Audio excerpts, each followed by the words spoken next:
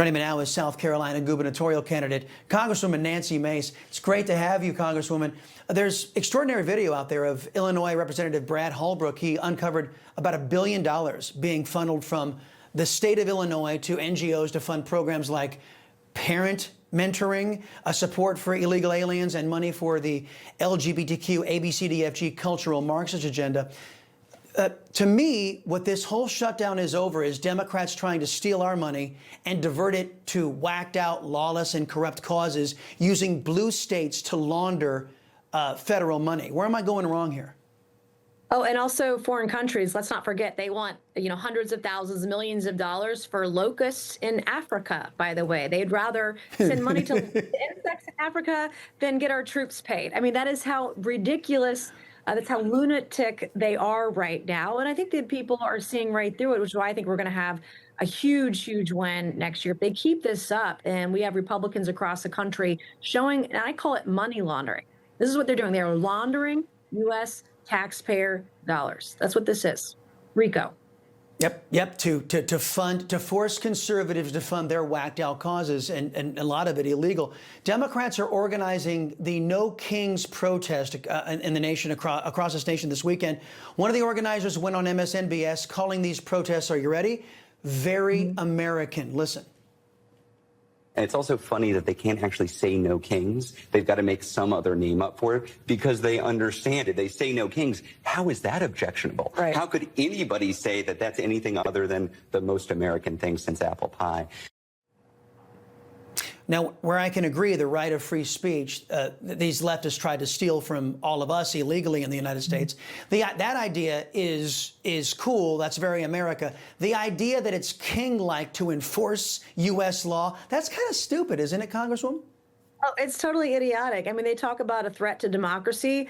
They are the threat to democracy. Everything they accuse us of, they are the ones actually doing. It was the Democrat Party that installed Kamala Harris as their presidential nominee without a single American vote. That is called a monarchy. That is called queen making. That is not democracy in action. That's the hypocrisy, the lie, the big lie of the left.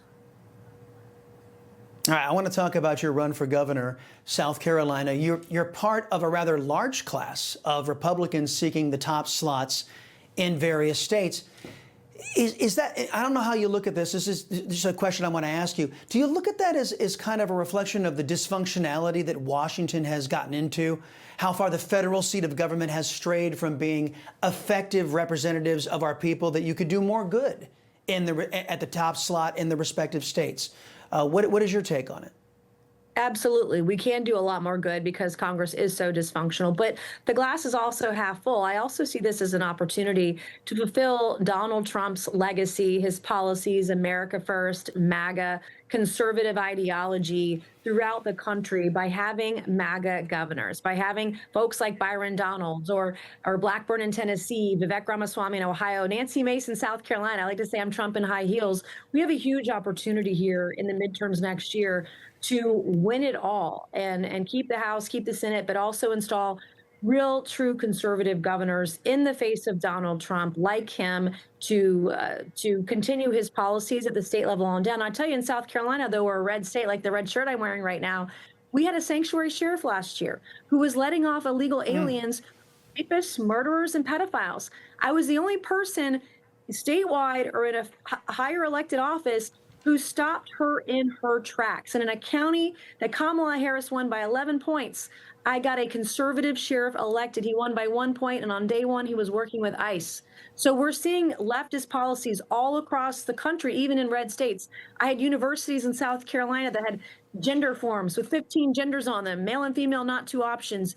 And until I spoke up, it was happening in a red state. So I'm going to put a stop to all the wokeness, all the high taxes, all the crazy spending, not when I'm governor.